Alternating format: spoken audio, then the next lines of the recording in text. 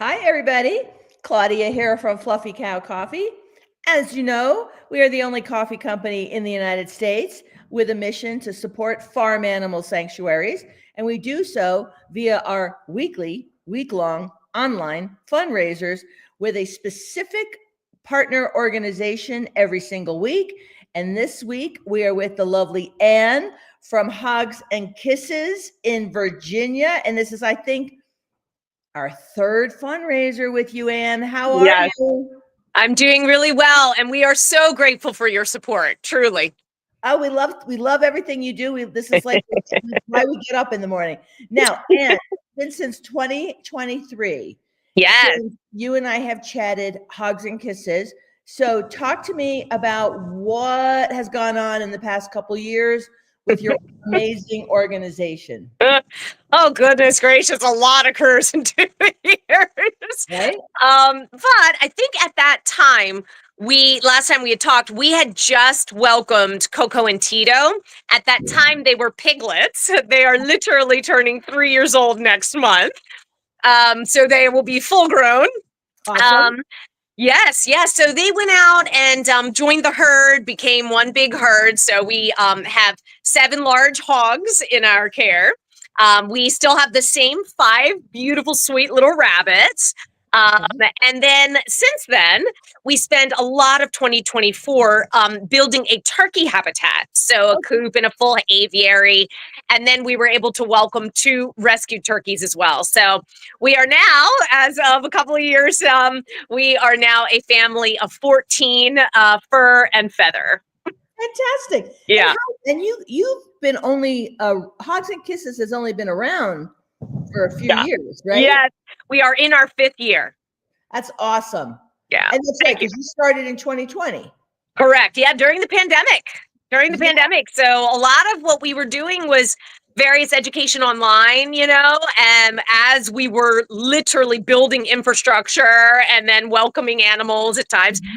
We're a little slightly unique in that we've always planned who and what first before actually going to rescue and bringing the animals.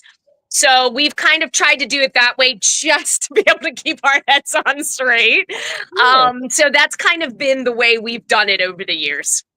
Listen, I have to say, kudos to you for even being able to stick to that plan, because I know you're inundated with requests and please take this animal, this animal, this animal, and you're sticking to a plan because it's what you can afford and it's what you can do.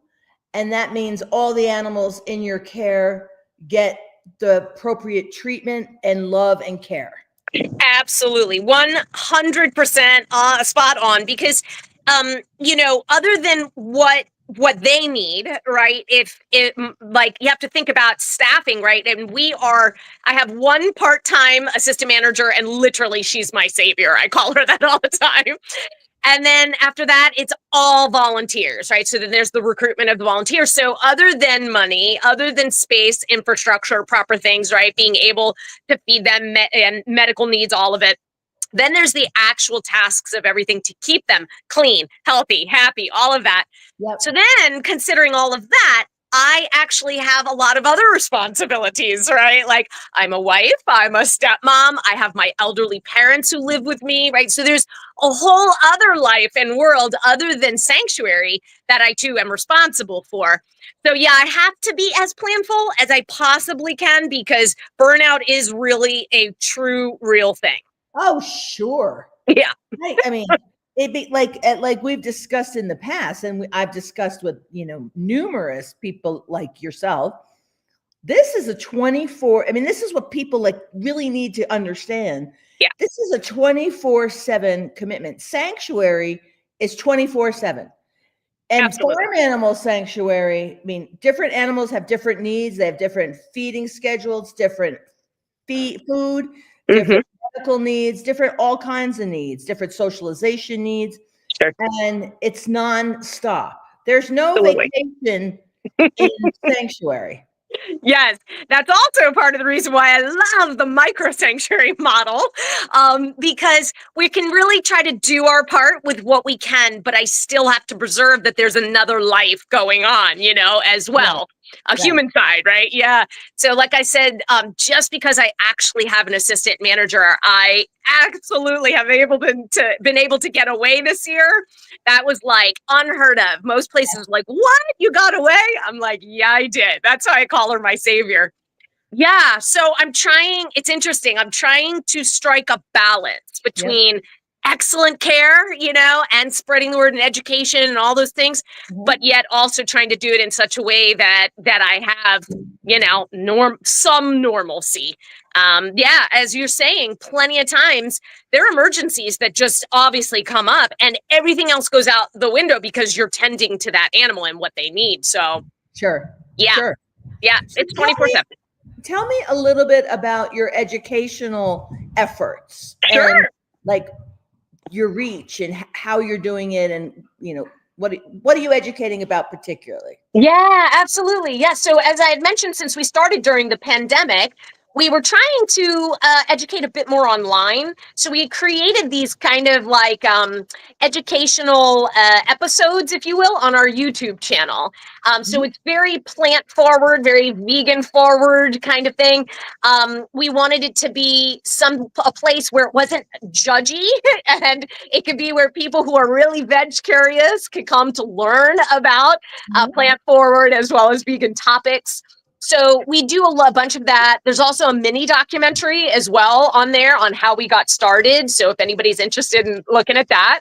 And then on top of that, the type of tours or animal meet and greets that we do, we speak a lot about animal welfare, why it's even important that we're rescuing these animals, what are the conditions they're coming from, right? I mean, most of these things people don't know. We're just so far removed from that kind of agricultural system. Sure. So yeah. So then they start to go, wow, and really making the connections. So we do a bunch of those things. There are times that we'll do Zooms, very much similar kind of this style with classrooms and students. We have a local University of Virginia, UVA. Students come over, to volunteer from there, but also we've been a part of class projects, engineering projects to help problem solve on things here at here at our sanctuary. So we love connections and community, and we try to do some online, but then we also try to do some here. And then we do have a B&B as well that helps us to fund the animals. So all of those who stay there obviously come for the tour, get their education as well. So both remote and here locally.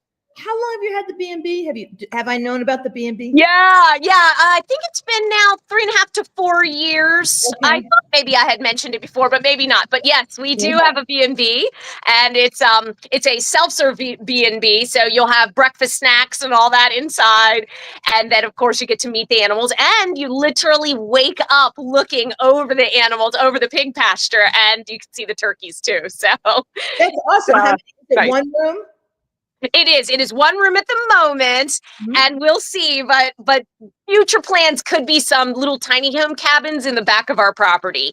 So that's kind of future. And I think I told you this. I one time dragged my husband to a goat sanctuary Airbnb. Okay.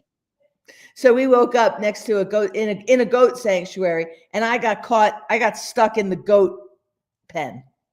Yes, the goat pen too. Anyway, so tell me about your foray into sanctuary for turkeys. Yes. Yeah, absolutely. And I'll just quickly pan here because I'm going to walk into the turkey aviary, but I thought maybe you all might want to see the piggies are napping. Totally. Hi there. No, we got Big Man here. That's Pachanga. He's known as our bad boy. And then we've got Fernie and Tito and Miss Grace here. Look at Miss Grace, seems downright petite. And funny enough, she's 8 years old, and look at the size now. I'm going to show you Coco, who, like I said, is just turning 3, and she has literally gotten so big. Right, Miss Coco? Yes, honey. Yes, my love. Yes, my love. Yeah. Coco's a really, really friendly pig. Yeah, super, super sweet and friendly. Now, Yeah, so I'll let them nap, and then let me go ahead in and I'll introduce you to our turkeys. okay. Yeah, it's really interesting because as I mentioned, we tried to be planful about who we would be rescuing. So we knew that we wanted to focus on hogs, so we had done that. Our sanctuary is on Rabbit Valley Road, so that's why we ended up rescuing rabbits. Sure. And then we thought, well, I think we might be ready for a third species. So how would we go about deciding that? Well, a lot of it was um, space, infrastructure, funding, right? All of these things, and lifespan of the animal. Also, really large animals would likely require more staffing and/or more devices, right, for ongoing maintenance, things like that. So, even though myself and the board had really hoped to potentially rescue cow and things like that, maybe even some horses. My husband loves horses. Yeah, we were kind of torn, and then we said to ourselves, okay, well, who are some other animals that need rescuing and so forth? And then we eventually arrived at some birds. Certainly chickens are on our mind, but at the moment we started off with turkeys. And right here, this is Angel, who I'm with. Uh-huh. Yeah, and turkeys, the real need around them. These guys are called broad-breasted turkeys, and so these are the ones that are known as AKA meat turkeys. So they're literally bred to just fatten them up because they usually go off to slaughter around 4 to 6 months old. And so, yeah, They're not bred to live. correct. Not for a healthy long life. That's exactly right.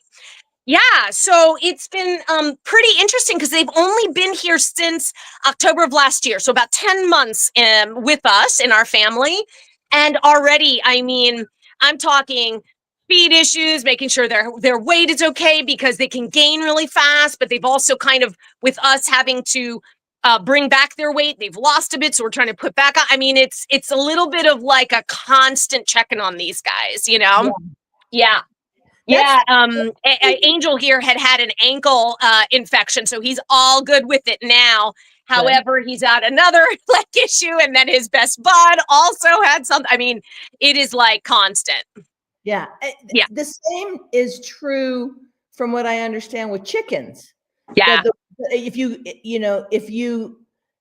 you mix chickens that were bred for consumption, they're meant to gain weight quickly, and then they're not meant to live. That is correct. Yeah, there are literally chickens that are called like broiler chickens, right? Yes, absolutely. They're not meant for longevity of life. So it really, so many things. We know very little about how they were bred or what their parents had, right? So we don't know even genetically if something's going on. And it does. They're so susceptible to getting things, and their feet and their legs and their weight. I mean, it's just so sensitive. And so you really got to watch them. And they're susceptible to weight gain. Very much so. Yes, and very fast. You can't treat them the same as another type of chicken that isn't bred correct the same way. Exactly. In the same feed, they'll gain a ton of weight. That's correct. Exactly. Yeah. So we actually have to have feeding times and potentially at times restricted feeding, right? A little bit of less feeding, or you might end up doing a little more veggies, or something in there, just so that way it's leaner, right? And not so fattening up of an intention. And how many turkeys do you have now? Yeah, so we have 2. I'm just going to go over and join our other boy here for you.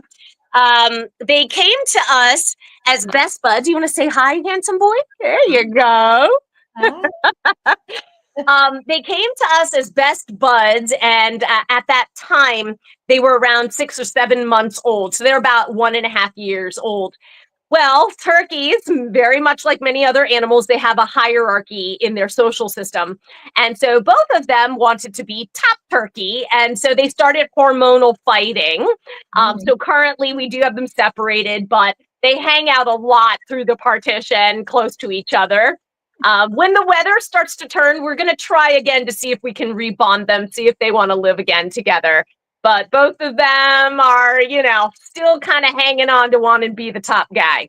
Now, do you have any plans in the future to get more turkeys?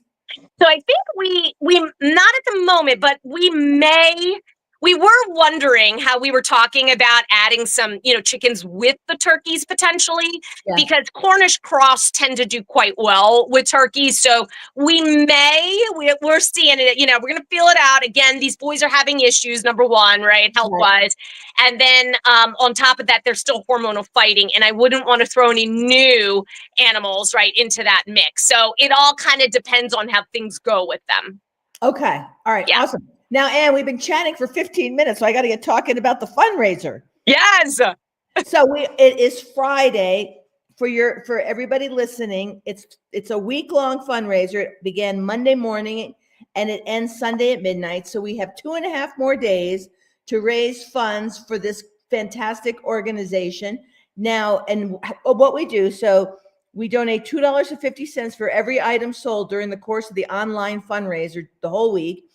And for every item, not every order. And importantly, for those who don't know, our coffee is fantastic. And after you've purchased it here with Anne, it's at Wegmans.